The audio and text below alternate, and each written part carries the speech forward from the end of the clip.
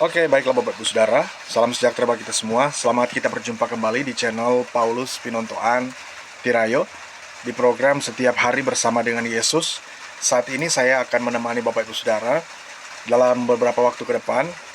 Namun sebelum Bapak Ibu Saudara nonton video ini, jangan lupa tekan tombol subscribe-nya bagi yang belum subscribe, komen, lalu Bapak Ibu Saudara jangan skip video ini atau jangan lewati video ini. Dan Bapak Ibu bisa like sebanyak-banyaknya video ini, dan Bapak Ibu Saudara akan mendapatkan notifikasi khotbah-khotbah atau renungan-renungan dari saya. Dan terima kasih kepada Bapak Ibu Saudara yang sudah subscribe channel ini.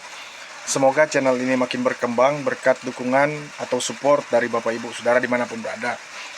Dan jika Bapak Ibu Saudara membutuhkan layanan doa, Bapak Ibu bisa tinggalkan komentar di kolom komentar di bawah ini. Dan Bapak Ibu bisa menghubungi kami di 0852 4030 2930. Nanti tim doa kami, tim doa Yabes, akan mendoakan Bapak Ibu Saudara. Dan tema khotbah saya untuk saat ini adalah resolusi untuk tidak berhenti mengikuti Tuhan. Nah Bapak Ibu Saudara, ketika kita mendengar kata resolusi, maka yang kita pikirkan adalah bahwa kita tidak akan menyerah dan kita tetap memutuskan untuk tidak berhenti. Nah, entah itu dalam pekerjaan, dalam pelayanan, dalam aktivitas, maka kita akan terus bekerja untuk suatu pencapaian tertentu. Dan mari kita buka Alkitab kita yang kita temukan di dalam kitab Yeremia. Yeremia pasal yang ke-26, ayat yang pertama sampai ayat yang ke-6, saya akan bacakan buat kita semua. Di ayat pertama, mulai pada permulaan pemerintahan Yoyakim, anak Yosia, Raja Yehuda, datanglah firman ini dari Tuhan, bunyinya, beginilah firman Tuhan, berdirilah di pelataran rumah Tuhan dan katakanlah kepada penduduk segala kota Yehuda yang datang untuk sujud di rumah Tuhan, segala firman yang kuperintahkan untuk kau katakan kepada mereka, janganlah kau kurangi sepatah kata pun. Mungkin mereka mau mendengarkan dan masing-masing mau berbalik dari tingkah langkahnya yang jahat, sehingga aku menyesal akan malapetaka yang kurancangkan itu terhadap mereka, oleh karena perbuatan-perbuatan mereka yang jahat. Jadi katakanlah kepada mereka, beginilah firman Tuhan, jika kamu tidak mau mendengarkan aku, tidak mau mengikuti Tauratku yang telah kubentangkan di hadapanmu, dan tidak mau mendengarkan perkataan hamba-hambaku para nabi yang terus-menerus kuutus kepadamu, tetapi kamu tidak mau mendengarkan, maka aku akan membuat rumah ini sama seperti Silo, dan kota ini menjadi kutuk bagi segala bangsa di bumi. Nah Bapak Ibu Saudara yang diberkati dimanapun berada, kita perlu pahami, dan memang pasti Bapak Ibu Saudara, beberapa dari Bapak Ibu Saudara pasti sudah memahami siapa penulis dari kitab Yeremia. Tetapi di sini kita perlu sadari bahwa Yeremia ini melayani kurang lebih 40 tahun di Yehuda, ya, sampai pembuangan ke Babel tahun 546 sebelum Masehi, lalu dibawa ke Mesir. Dan dia meninggal kurang lebih di usia 65 tahun, ya, atau kurang lebih ya di sekitaran 65 atau 75 tahun. Nah, tentu Bapak Ibu Saudara, setiap kita memiliki interpretasi sendiri tentang kisah-kisah seorang tokoh-tokoh Alkitab. Nah, dari kehidupan Yeremia, ya, kita bisa melihat bahwa dia itu adalah nabi yang ditolak, nabi yang dibenci, nabi yang tidak diterima. Nah, tentu kalau dia diterima, kalau nabi ini diterima atau nabi Yeremia diterima, dan pesan-pesannya diterima, tentu orang-orang Israel itu pasti bertobat, ya, karena menerima pesan-pesan Tuhan. Tetapi ironisnya, ya, Yeremia menyaksikan sampai kehancuran total kerajaan Yehuda, ya, yang dia layani selama 40 tahun kurang lebih seperti itu. Yang kemudian kita tahu bersama bahwa Yeremia ini sering bertentangan dengan nabi-nabi yang tidak mengatakan kebenaran. Bahkan kalau kita tahu bersama, Yeremia itu selalu menubuatkan sesuatu yang tidak mengenakan di telinga raja dan kemudian di telinga para imam dan orang-orang lain pada waktu itu. Nah, Bapak Ibu Saudara, setelah kita membaca firman Tuhan yang tadi, kita dapat memahami ternyata Tuhan itu punya kerinduan yang besar kepada bangsa Yehuda, kepada orang-orang Yehuda pada waktu itu, untuk diselamatkan, untuk mereka dapat menerapkan, mengaplikasikan firman Tuhan itu dalam kehidupan mereka sehari-hari. Tetapi kemudian justru mereka melenceng dan gak mau melakukan firman Tuhan. Nah, Yeremia ini memiliki pergolakan dan persoalan, ya, bahkan masalah yang berat semasa hidupnya.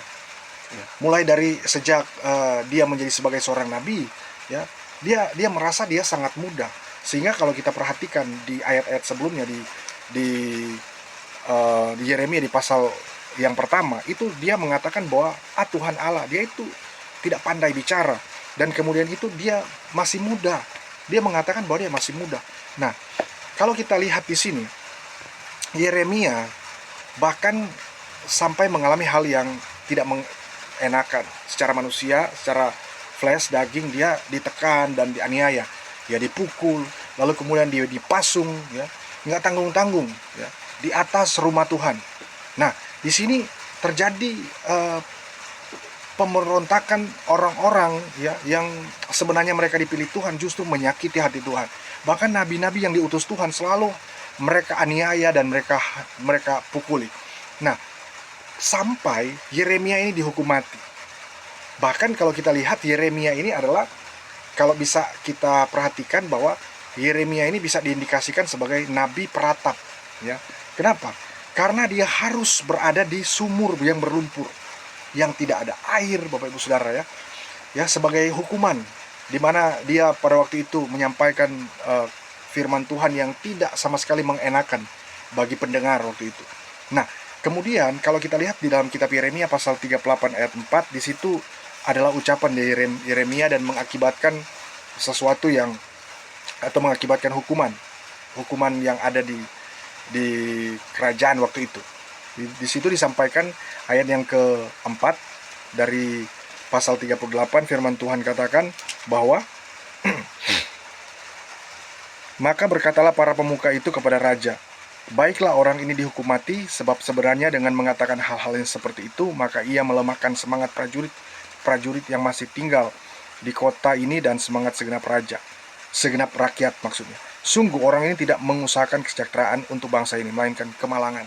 Nah, Bapak Ibu Saudara, ketika Tuhan memberikan pesan kepada Yeremia yang seharusnya diterima oleh bangsa Yehuda waktu itu, tetapi mereka menolak. Nah, yang menjadi masalah di sini adalah ketika mereka menolak orang yang dipilih oleh Tuhan, orang yang diutus Tuhan, dan ini pasti akan berdampak pada generasi-generasi mereka, pada kehidupan mereka sebagai orang-orang yang dipilih oleh Tuhan.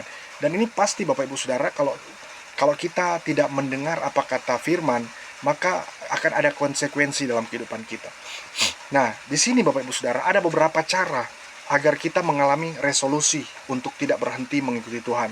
Ya, cara pertama kita mengalami resolusi adalah milikilah kerelaan untuk mengasihi Tuhan. Kalau kita pelajari dari perspektif Yeremia, kita melihat dari cara pandang Yeremia, ya. Yeremia ini adalah seorang hamba Tuhan, seorang nabi Tuhan yang memiliki kerelaan untuk mengasihi Tuhan. Bapak Ibu Saudara, bukan berarti dia menegur itu umat-umat Tuhan, tetapi dia tidak mengasihi. Justru karena kasihnya Tuhan kepada mereka, maka Tuhan mengutus Yeremia. Dan di sini kita bisa melihat dengan jelas kasihnya Yeremia kepada Tuhan itu luar biasa. Dia berkorban untuk Tuhan. Dia bahkan hidupnya sampai dia berikan sepenuhnya kepada Tuhan. Mulai dari dia masih muda, Bapak Ibu Saudara. Nah, bagaimana dengan kita?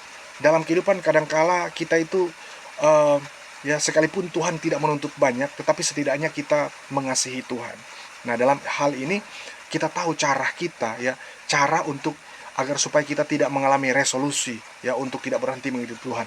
Banyak orang ketika dalam tekanan mereka mundur, ya, akhirnya mereka mengalami konsekuensi yang dimana sudah dibuatkan di dalam Alkitab bahwa akan mengalami hukuman. Nah, cara pertama ini, milikilah kerelaan untuk mengasihi Tuhan. Terlalu banyak orang yang tidak memiliki kerelaan untuk mengasihi Tuhan. Tentu kerelaan untuk mengasihi Tuhan ada korelasinya, ada hubungannya dengan pembentukan kepribadian, pembentukan karakter, pembentukan sikap, dan lain sebagainya. Mungkin hari ini Bapak Ibu Saudara, kita sedang mengalami kemunduran, sedang ingin berhenti mengikuti Tuhan. Ya udah deh, aku mau fokus di pekerjaanku sepenuhnya saja. Aku udah nggak mau ibadah lagi. Pokoknya titik, aku mau fokus untuk menjadi pengusaha yang sukses. Sukses menurut kita, ya kita pikir kita akan sukses. Yang sebenarnya kalau Tuhan menuntut kita itu harus mengasihi Dia dengan sepenuh waktu, sepenuh hati, maka apa yang harus kita jawab dan kita pertanyakan kepada Tuhan? Justru kita harus memiliki kerelaan untuk mengasihi Tuhan. Bapak Ibu Saudara, Yeremia dia sangat muda dan dipanggil Tuhan untuk melayani Tuhan. Kurang lebih berpuluh-puluh tahun dia memperingatkan kerajaan Yehuda pada waktu itu. Tetapi itu adalah hal yang luar biasa yang perlu ada dalam kehidupan kita ketika kita memiliki kerelaan untuk mengasihi Tuhan. Nah, itu cara pertama. Cara kedua adalah milikilah kebenaran Tuhan. Bapak Ibu Saudara, Yeremia ini sangat berbeda dengan Nabi Hananya. Nabi Hananya ini selalu membuatkan yang enak-enak saja kepada kerajaan waktu itu, kepada raja waktu itu, dan kepada imam-imam.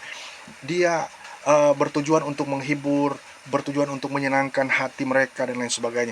Tapi Yeremia ini dia tulus ketika dia memiliki kebenaran Tuhan, dia sampaikan kebenaran Tuhan itu, dan terjadi ya yang namanya pergolakan di sana. Justru saya pikir mereka akan bertobat, tetapi yang terjadi adalah terjadi gejolak yang luar biasa.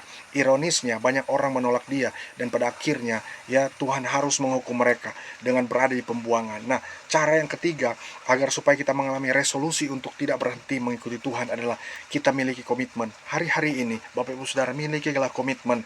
Mungkin Bapak Ibu sedang merasa capek, sedang merasa ingin menyerah dalam hidup ini karena mungkin penuh dengan masalah keluarga, penuh masalah dalam aktivitas dan sebagainya, masalah nggak selesai nggak kelar-kelar ya. Kita harus memiliki komitmen di dalam Tuhan. Mungkin kita punya banyak masalah, tetapi ketika kita memiliki komitmen, maka kita akan mengalami kemajuan iman dalam kehidupan kita. Maka Bapak Ibu Saudara, marilah kita tetap percaya kepada Tuhan dengan sungguh-sungguh lagi, maka Tuhan akan memberkati kita lebih lagi. Bahkan apa yang tidak pernah kita pikirkan, apa yang tidak pernah dalam hati kita, yang belum muncul, ya itu Tuhan berikan dalam kehidupan kita. Semoga video ini dapat bermanfaat bagi kita semua, dan Tuhan Yesus memberkati.